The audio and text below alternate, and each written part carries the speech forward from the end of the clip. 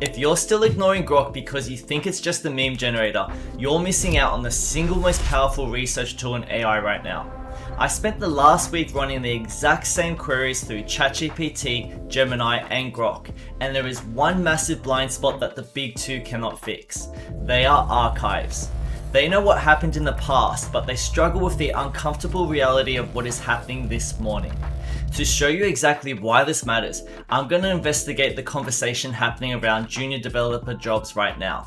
While ChatGPT gives me a polite corporate summary of how AI augments roles, Grok is going to show me the raw, unfiltered truth from senior engineers who are quietly stopping their hiring today.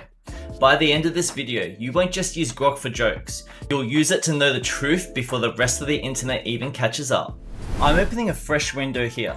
On the left is ChatGPT and on the right is Grok. I'm going to type the exact same prompt into both. So, is AI actually replacing junior developers right now? Now watch the difference.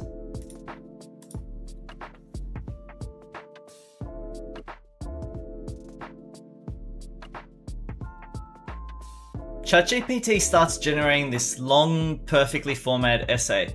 It's talking about what AI can do today, where this feels like replacement, and talking about some of the mass layoffs. This is fine because it's an essay sort of response generated from historical data.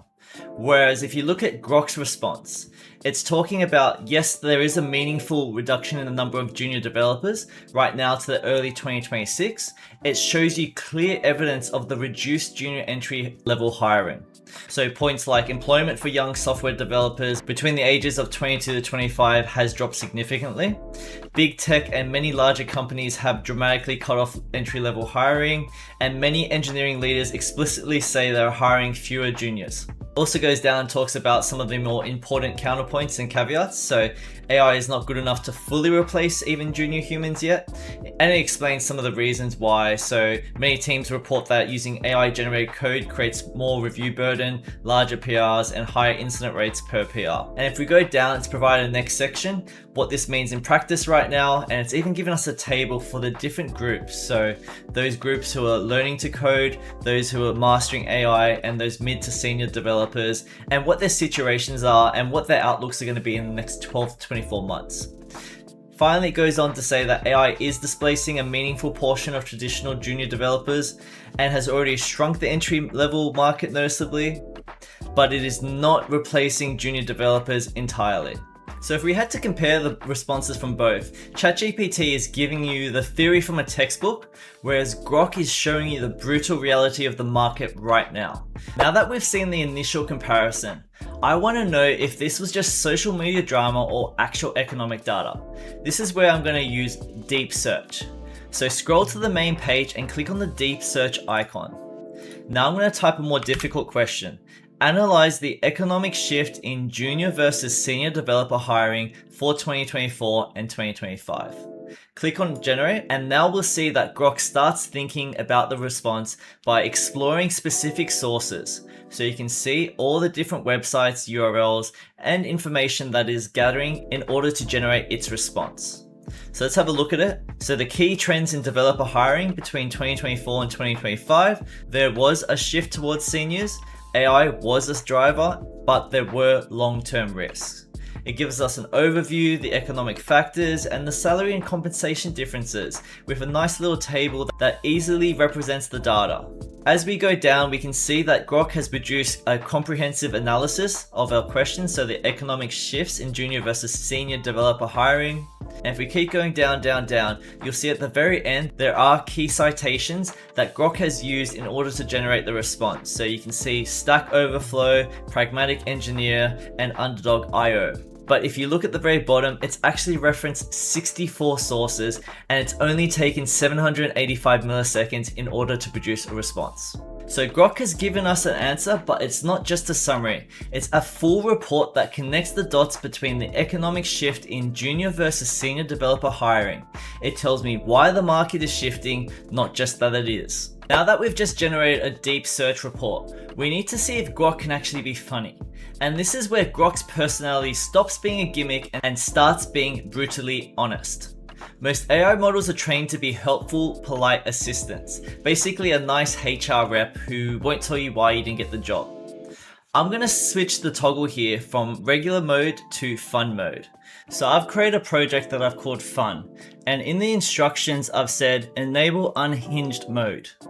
I'm going to drag a junior developer's resume here, and I'll type the instructions, tell me exactly why they aren't getting hired. Now watch this. Grok is analyzing the requirements and it's coming up with a funny response. So, alright Chris, let's rip this resume apart like it's a bad Tinder date. So if we go look at the main points, she's a jack of all trades, a master of none. Her experience section is cute but zero holy shit moments. Her projects are personal pets, not portfolio powerhouses. And the summary, she has eager beaver vibes, which equals desperation detector. The bottom line is Jane isn't trash, she's just vanilla in a sprinkled world. It hurts to read, but this is the exact feedback that we need if we were going to hire someone for our team. Finally, we need to talk about survival. If the junior developer role is shrinking, the product builder role is exploding. Companies don't just want code anymore, they want shipped products. And this is where Grok's integration with the Flux model becomes your secret weapon. I'm in the Imagine tab and I'm gonna ask it to create a modern landing page for an AI tool called CodeFlow. High fidelity, dark mode, purple neon accents. Now watch this. Look at the results. It's perfect. It's generated multiple different screenshots of our new SaaS website. The vibe is perfect. That dark purple neon aesthetic is exactly what I asked for. But look closer at the text. It says CodeFlow, clear as day, and it says AI powered code generation. The spelling is perfect.